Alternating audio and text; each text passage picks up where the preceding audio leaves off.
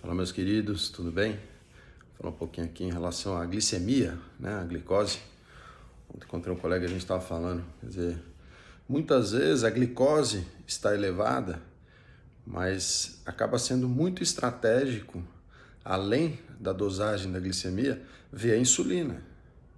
Ou seja, tem que saber quais são os valores da insulina para aquela glicemia. O organismo eficiente, que tem um metabolismo efetivo, ele mantém os níveis controlados de glicose cada vez com um menor valor de insulina, em condições tradicionais. Uma outra situação, que é mais atípica, é aqueles níveis baixos de insulina por deficiência na produção de insulina. Isso é um caso avançado já de diabetes, mas geralmente a gente sempre tem que corrigir glicose pela insulina. Então, glicose é uma foto, quanto que está a glicose naquele momento, né? Qual o esforço do seu organismo em manter o controle daquele açúcar, qual o valor da insulina. Então, muitas vezes, acaba sendo mais interessante um valor elevado, momentâneo da glicose, com níveis reduzidos de insulina, do que, às vezes, uma glicose baixa com insulina elevada, né? E existe a hemoglobina glicada, ou glicosilada, HbA1c, que reflete como a glicemia vem evoluindo nas últimas 6 semanas. Ou seja, se o indivíduo está tendo, né, os níveis elevados de glicose ou não.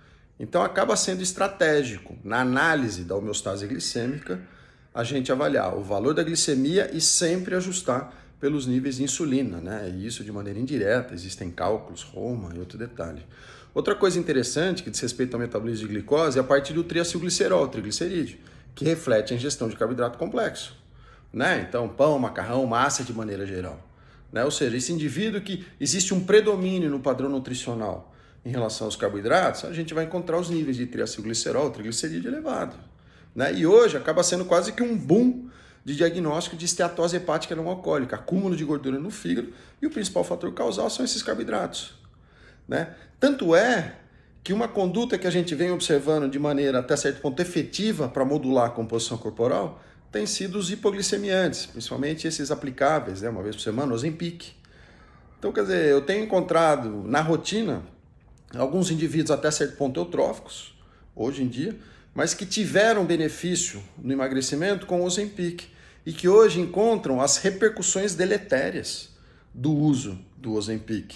Ou seja, queda de vitalidade, muitas vezes eles associam a queda de testosterona, porque essa queda de vitalidade tem repercussão na queda da libido também, no apetite sexual. Então vale a pena a gente sempre fazer essa reflexão, tá? Existem outros mecanismos que o nosso organismo utiliza para tirar a glicose do sangue, um deles é a insulina, e o outro seria via exercício físico. Mais uma vez, o melhor exercício é o que é feito.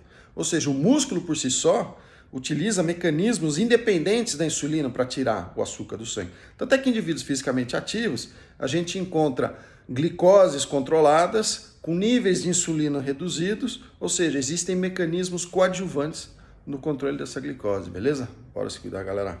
Play!